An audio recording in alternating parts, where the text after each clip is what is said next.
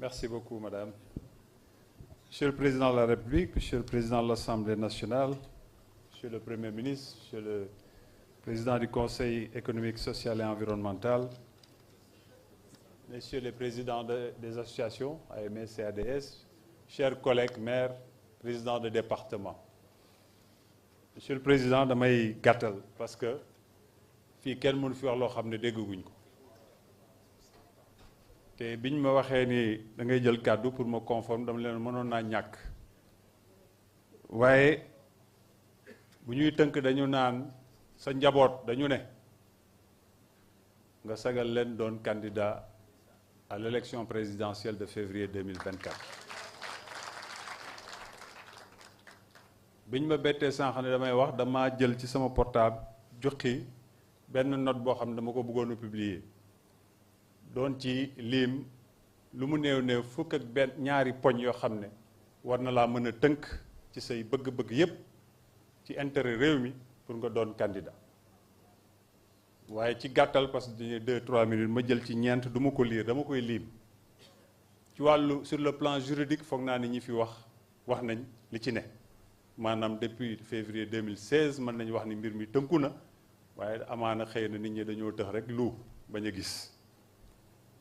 Sur le plan politique, Monsieur le Président de la République, sa njaboot a ngi nii mooy la majorité tey ci réew mi ñu bëgg ko ñu bañ ko du ma ci xuus itam dama koy tëb. Sur le plan économique et social li nga def ci réew mi foog naa ni loolu bu ngeen ma mayoon sax 4 heures de temps du ma ko mën a lim waaye dama koy tënk ci fii ci Ndakaaru bii Sénégal di doon Sénégal ba tey te Dakar doon une difficulté politique parce que dañ koy wax li nga fi def kenn mosu ko def ci wàllu tabax Ndakaar ci fànn woo jël nag fànn woo jël li nga fi def te yéen a continuer di ko fi def parce que da nga jàkkaarloog lépp luy jafe-jafe yoo xam ne doomi Ndakaaru moom la ñu jàkkoonteel nga ci indi ay saafara te de ay saafara yoo xam ne c'est structurel waxuma transport waxuma santé waxuma éducation waxuma sport waxuma leneen ci beneen bi mooy le plan sécuritaire bu ngeen ma mayee foog naa ni c'est là où les risques sont les plus imminents risques c'est au niveau sécuritaire parce que suñu réew mu ngi en phase d'exploiter le pétrole et le gaz te xam ngeen fépp fu ñuy exploiter loolu surtout fii ci Afrique ñi ci jaar ñëpp tey seeni doom seeni askan jëriñoowuñ ko parce que justement le plan sécuritaire foofu dañ fa faillir te dañu profiter toujours ci ay instabilité yu mel ne wàllu politique ut ci poroxndool pour ñëw tas réew ma fexe ba ay seeni doom du ñuy jëriñoo ci loolu te loolu nga jël ci ay mutuwaay yu mat sëkk yoo xam ne ñun mënuñu ko wax ci sa wàll li nga xam xamuñu ko li nga teg am na lu ñu ci xam waaye xamuñu lépp waaye sur ce plan sécuritaire dama ne Manchot mënu ko yor fi ñu toll nii te virage la bu important bu Sénégal war a affronter boo xam ne doo ñu ne def naa li ma waroon léegi beneen doomu Sénégal na continuer am na ku ma doon wax ni président Macky Sall du moom rek moo mën moo xam ci suñu kuréel ma ne ko waaw loolu dëgg la ma ne ko waaye xam ngeen ne du Sadio Mané dong moo mën football ci Sénégal waaye ba ñuy dem ba Sadio Mané nekkul ci rang yi gis nañ lu ñu jural kon nag le Sénégal ne peut pas être en face de danger imminent ñu nekk dans un tournant décisif ñu ne nañu jël l'homme le plus compétent le plus capable le plus expérimenté ñu teg ko de côté pour d'autres considérations pour mu jiital ñu suñu réew président dañ lay ñaan dans cette phase critique nga taxawal ñu pour ce mandat qui est extrêmement important bi may tëjee président mooy sur le modèle sénégalais ñu bëri ngi lay xeex tey te dama bëgg intellectuel réew mi ñu duut ko baaraam lu waral ñenn ñi di xeex le président Macky Sall ba ci bitim réew di dooleel fii ñoo xam ne duñu ay référence c'est ce fameux modèle sénégalais yaa fi taxaw ne tant que yaa ngi jiite réew mii am na loo xam ne du xaw ci réew mi looloo yëkkati ñu bëre te il faut ñu wax ko parce que ci manipulation yooyu la ñu xeexee ci ay élection parce que gars yi dañuy nekk ci dara di ci am alal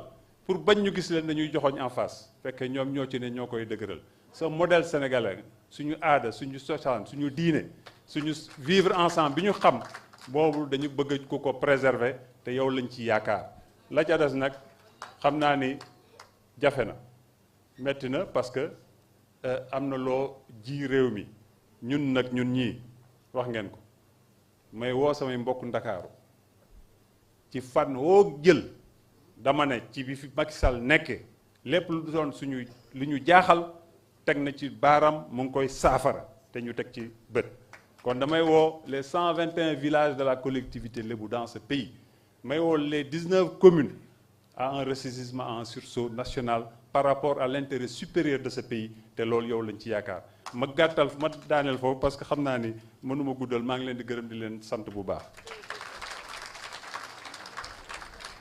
Merci beaucoup, Monsieur le ministre. Nous appelons le ministre d'État, Augustin Tine, maire de Fandène pour la région de Thiès. Le président du groupe parlementaire, Monsieur Omar Youm, maire de Thiadiaye, se prépare.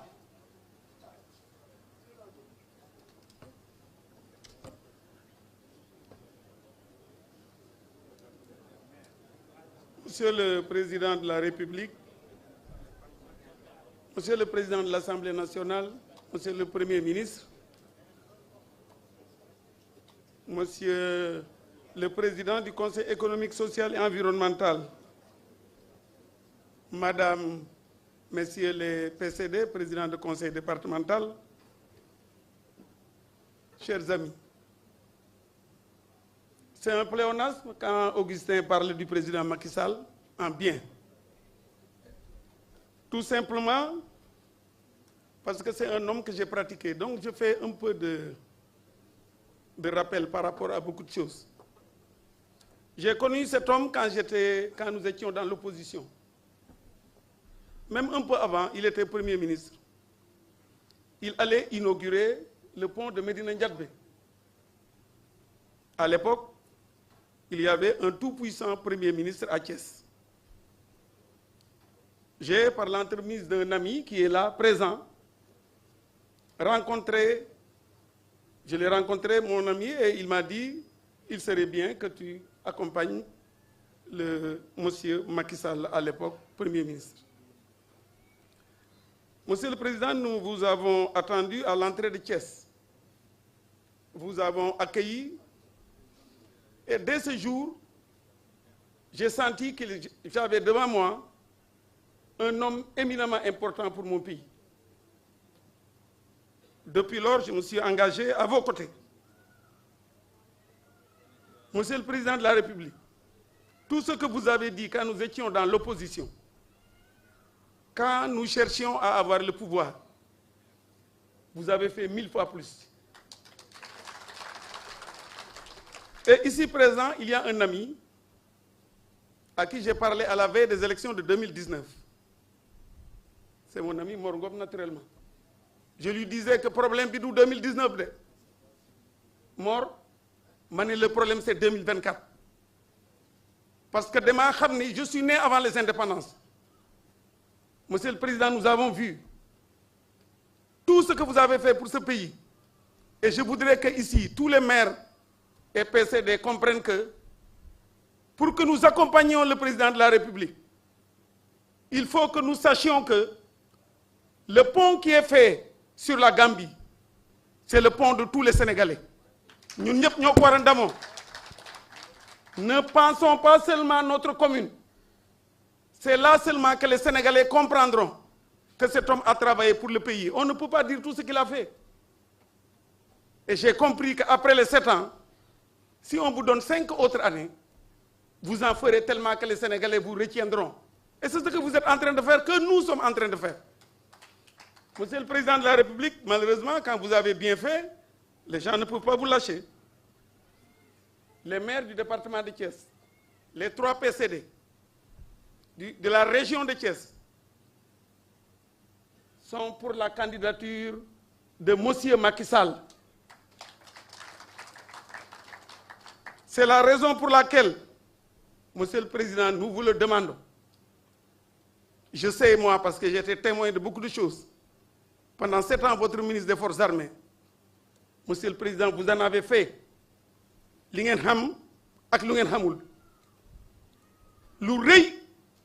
président n'a pas eu de vie de famille. Il ne se repose pas. Pendant que les gens se reposent, il est en train de travailler jusqu'à 3 heures du matin pour le pays. il aime profondément l'être humain. Tous. C'est pour cela que quand nous parlons de nous, mais moi je me pose des questions. La plupart vous entendez maire aujourd'hui, mais c'est grâce à lui. Nous étions président de conseil rural. Aujourd'hui nous sommes maires. Et il a mis beaucoup de moyens à notre disposition. Il a travaillé pour ce pays. Mais je sais qu'il a beaucoup fait. Il ne s'est pas reposé. C'est la raison pour laquelle, Monsieur le Président, ce pays a encore besoin de vous. Nous vous le demandons. Nous vous demandons de nous accompagner. Que de messages reçus, que d'appels. Je pense vous avoir transmis une éminente personnalité, n'est le président. N'est le président, moi, je suis candidat. Monsieur le Président, je n'en dirai pas plus. Nous vous remercions. Je remercie toute l'Assemblée. Merci beaucoup, Monsieur le ministre d'État. Monsieur Omar Youm, maire de Thiadiaye, président du groupe parlementaire Benno Bokk Yakaar pour les maires parlementaires. Monsieur Mamadou Wuri Diallo, maire de Vélingara, se prépare. Assalamu alaikum.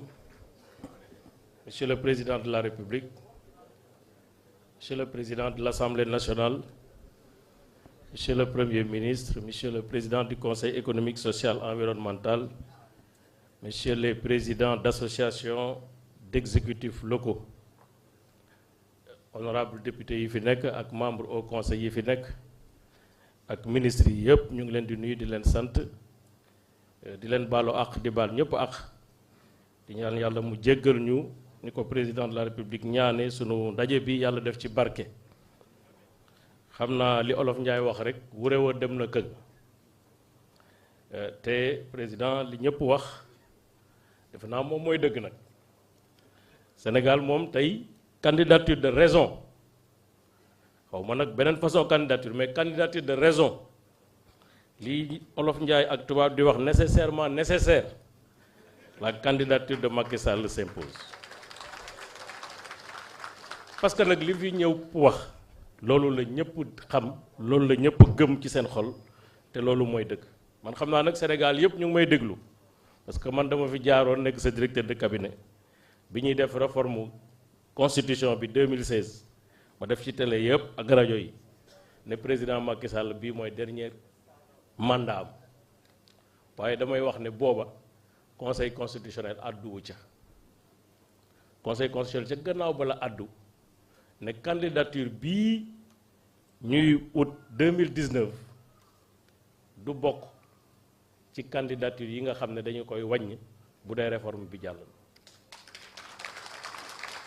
ma nekk juriste aussi gëm ne wax dëgg yàlla li ñuy jàngal ci faculté de droit yi mooy loi nouvelle du appliqué wu à une situation antérieure maanaam loi du rétroactive loolu laa jàng ma nekk nag républicain am parti bu ma bokk am coalition bu ma bokk gëm ko xam ne it coalition bi ñu bokk du ñu ay com bu dee liggéey bu dee résultat am nga ko bu dee jàmm mu ngi yokk bu dee alal mu ngi yokk bu dee école mu ngi yokk bu dee infrastructure mu ngi yokk te ñun Sénégal muy jëm kanam rek la ñu bëgg que ma Samba Ndiaye nekk candidat wala ma Demba Ndiaye nekk candidat Sénégalu jàmm buy dem ci kanam la ñu bëgg te yow suuxat nga ko liggéey nga ko am nañ ci résultat am nañ confiance ci yow moo tax sa njaboot gi liñ la ñaan na nga ci xalaat bu baax xam ne nag wax dëgg yàlla li ñëpp wax mooy dëgg te benn suma mag bu baax da doon wax pataas moo ma gënal ñàmbi kuñ ci tëj sa avocat baaxul te ñun yow yaa ñu gënal ci candidat yëpp nag wax dëgg yàlla te leneen daf fi xajul nag bu ñu waxante dëgg ci sunu coalition bi leneen moo fi xajul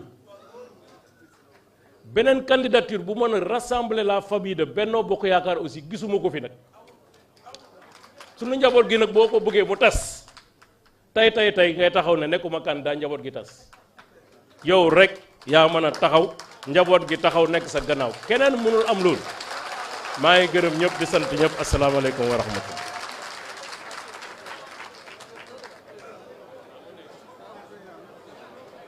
Merci beaucoup, honorable. ñu jox kaddu gi Mamadou Wuri Diallo maire de Vélingara ñu wax madame Astou Ndiaye maire de Ndiafate se prépare. Honorable député. Merci madame le maire. Son Excellence Monsieur le Président de la République, mi salmini mano feewi. Mi salmini le Président de l'Assemblée nationale, le Premier ministre, le Président du Conseil économique, social et environnemental, le Président de l'AMS, de l'ADES, Monsieur le ministre. Monsieur le Président, vous avez dit au dialogue que des gars bay bo nit ñi lekk seen yàpp tabaski des gars yàq seen ci ñu lekk. Ah, parce que les gens ne pouvaient pas manger bien le mouton comme vous l'avez voulu. Parce que les gens se posent des questions. Donc li nga bëggoon amoo ko de pour nit ñi lekk ba suur déedéet nit ñi dañu nekk ci jaaxle. Donc il faut, parce que vous avez, sur certains passages, vous avez dit, c'est pas le contexte qui guide. Moi j'ai eu peur.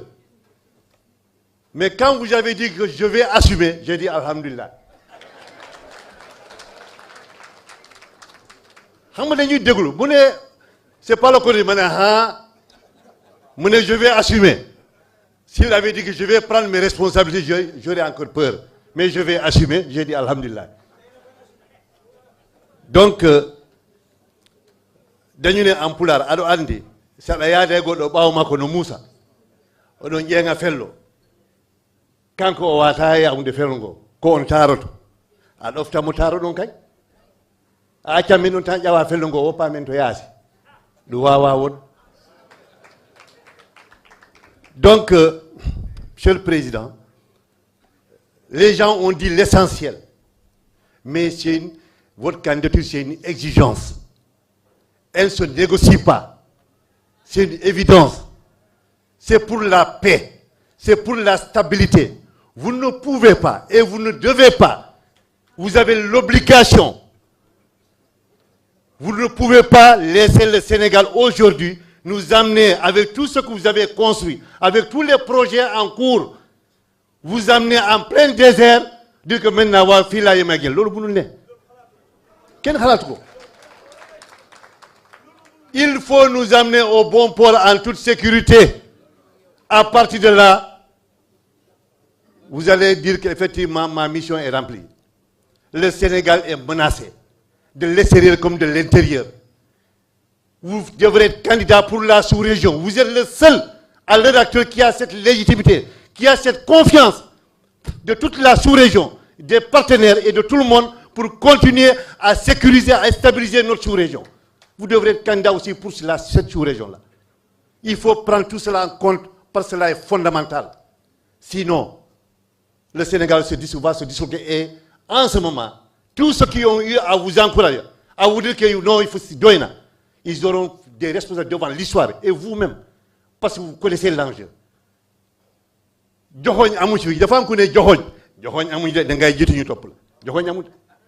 vous remercie. Merci beaucoup. Madame Astou Ndiaye, maire de Ndiafate.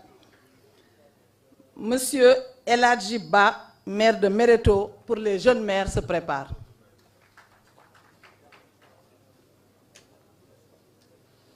Merci beaucoup, Monsieur le Président de la République. Nous voulons remercier le ministre Mor Ngom, président de la Chambre des élus, et le maire, président de l'AMS, et le président de l'UAL. Nous nous permettre une opportunité de wax ak yow. Monsieur le Président de la République, xol yi tooy na te xel yi lëndëm na. Monsieur le Président, ñun xamuñu kenn yow lañu xam. Te Sénégal toll na foo xam ne boo ñu abandonné Monsieur le Président loo defoon lu baax yàq nga ko. Parce que nag ay ndaw ñoo topp suñu ginnaaw ay kilifa topp suñu ginnaaw bu ñu wóoloo tey suñu gox yi suñu gox xalaat fal ñu tey Monsieur le Président c'est grâce ak sa jëmm ji. Parce que yaa ñëw ñu gëm sa vision gëm sa leadership ànd ak yow transformer suñu gox yi tey ba ñeewatuñu kenn kon Monsieur le Président bàyyil xel décision bi ngay jël. Parce que nag dama doon wax ak sama mbokku maire le maire de Thiaré mu ne su ma doon défendre candidature au président Macky Sall damay ne pendant la Deuxième Guerre mondiale aux États-Unis Roosevelt démocratie États-Unis amul lu ko gën a avancé tolluwaay réew ma ak tolluwaay adduna bi moo taxoon ñu jox ko 3e mandat ba mu am 4e mandat si la gaañoo kon monsieur le président kon bàyyi sa xel loolu xam ne l'intérêt supérieur de la nation moo gën a kawe sa parole te l'intérêt supérieur de la nation tey mooy nga toog fii jiite sénégalais yi préserver sénégalais yi si li nga xam ne mooy li si biti di gete suñu réew mi bugg a yàq suñu réew mi monsieur le président xalaatal sénégalais yi ñi ne si rajo yi di wax ñi ne si télé yi di wax ñi ne si réseaux sociaux yi di wax nekkul ñooñu ñoom ñooy sénégalais yi sénégalais yi ñu ngi si gox-goxaat yi toog gis li nga def gis social bi nga leen di defal gis ni nga leen accompagner gis ni nga jegee sénégalais yi kon monsieur le président ñu lay ñaan balaa ngaa jël benn décision nga xalaat ne sénégalais yi fi ñu toll mënuñu topp keneen yow la ñu topp merci beaucoup.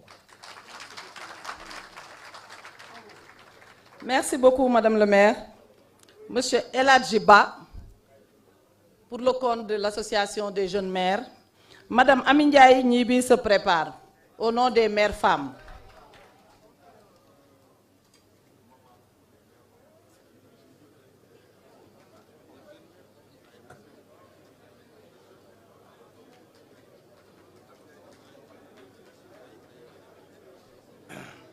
salaamaaleykum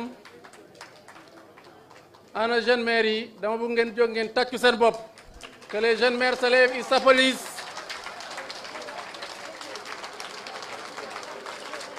Merci beaucoup Excellence Président de la République. Je vais tout d'abord me féliciter de l'initiative qu'a bien voulu nous associer Monsieur le Président de l'AMS.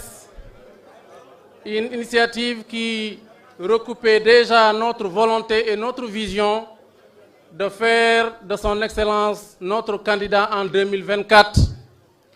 Vision que nous avons exprimée déjà le 10 décembre 2022 à la veille de l'Assemblée générale de l'AMS, que nous avons réitérée récemment de par une résolution avec des lettres d'engagement, par une audience que le Président nous a accordée il y a de cela quelques semaines. C'est dire que c'est moi, c'est parce que ce n'est pas vous qui êtes recherché. Excellence, le Sénégal a dit c'est vous, donc c'est vous, c'est inéluctable et non négociable. Nous avons longtemps entendu, il faut travailler, toujours travailler, encore travailler, mais vous nous avez apporté une pièce du puzzle qui est très importante, c'est de bien travailler. Excellence, vous avez bien travaillé. Donc, Sénégal, vous avez rendu au territoire leur dignité par la communalisation intégrale en augmentant les fonds de dotation qui sont partis du simple au quintuple, voire même 10 fois, ce qui fait que nous avons beaucoup de réalisations, qui fait que nous sommes tous réélus ou quasiment 98%. Donc aujourd'hui, je disais que le réseau des jeunes maires est un point de votre bilan de gouvernance. Parce que c'est avec vous que la jeunesse s'est mobilisée grandement et vous accompagnez avec le Yonou Yokouté pour la première fois un programme structuré et chiffré qui a cédé le pas au plan Sénégal émergent et qui est visible aujourd'hui à travers les terroirs.